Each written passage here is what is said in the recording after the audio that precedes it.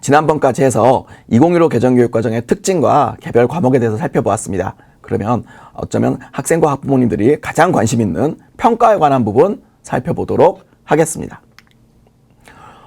일단 이건 이제 성적관리 규정에 있는 그림을 좀 제가 옮겨왔습니다. 뭐 복잡하죠? 근데 간단하게 보실 수 있도록 도와드리도록 하겠습니다. 먼저 보통교과입니다. 보통교과는 일반고가 배우는 대부분 과목이 보통교과라고 말씀드렸잖아요. 보통교과인데 학생들한테 가장 민감한 정보가 뭐냐? 그러면 등급을 산출하느냐 산출하지 않느냐입니다. 그러면 여기 보시면 제가 석차 등급의 표시 여부를 해놨습니다. 1학년에서 배우는 공통과목은 원점수, 평균, 표준 편차를 평석표에 표시하고요. 5단계 성취도가 나옵니다. 수강자 수가 나오고 석차 등급을 산출하게 되어 있습니다. 물론 과학탐구 실험은 석차 등급을 산출하지 않고요. 3단계 평가를 쓰는 게 있습니다. 그런 예외적인 경우들은 일부러 아실 필요는 없었기 때문에 그건 알아서 학교가 산출해줘요. 그러니까 걱정하지 않으셔도 되고요. 그 다음에 선택 과목 중에 일반 선택 과목이 있었죠. 일반 선택 과목은 기초, 탐구, 생활교양 영역은 공통 과목과 똑같이 원점수, 평균, 표준 편차가 나오고요. 5단계 평가가 이루어지고 수강자 수가 표시되고 석차 등급이 산출됩니다. 하지만 일반 선택 과목 중에서 체육, 예술에 관한 과목은요. 성취도 3단계로만 표시됩니다. 성취도 3단계. 3단계라는 것은 A, B, C 3단계가만 나오고요. A, B, C는 기준은 80점 이상이면 무조건 A, 60점 이상이면 무조건 B, 그리고 60점 미만이면은 C가 자동으로 결정이 됩니다. 진로 선택 과목은요. 2018년 입학생과 2019년 이후 입학생이 다른데 뭐 지금 이거를 보시는 분들 중에 2018년 입학생은 2020년 기준으로 고3이거든요. 그러니까 없으실 거라고 보고 제가 2019년 이후 입학생들의 자료를 기준으로 만들어 왔습니다. 진로 선택 과목은요. 원점수 평균은 표시하고요. 표준 편차를 표시하지 않습니다. 표준 편차를 표시하지 않습니다. 그리고 성취도 3단계가 나옵니다. A, B, C로만 나와요. 앞에서 말씀드렸듯이 80, 60, 60 미만 이렇게 나옵니다.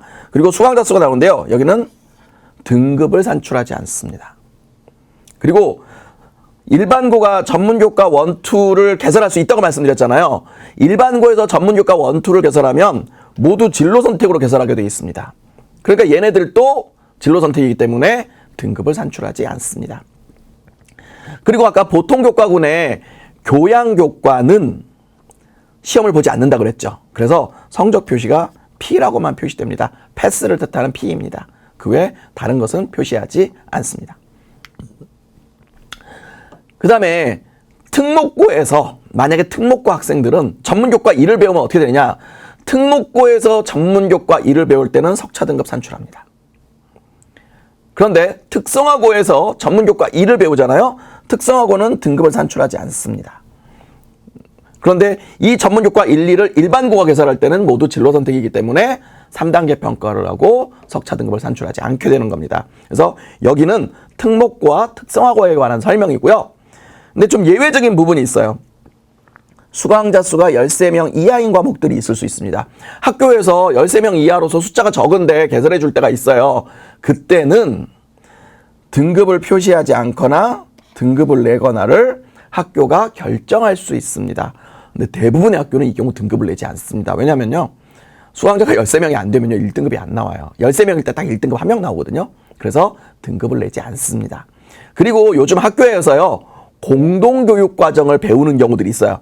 학교 간 통합선택교과라고 그러는데 공동교육과정 뭐 지역마다 이름이 다르죠. 어떤 데서는 거점형 연합형, 어떤 데서는 클러스터, 뭐 어떤 데서는 뭐 꿈두레 뭐 이렇게 다양한 지역마다 이름이 있는데 이 공동교육과정은 수강자 수에 상관없이 등급을 내지 않습니다.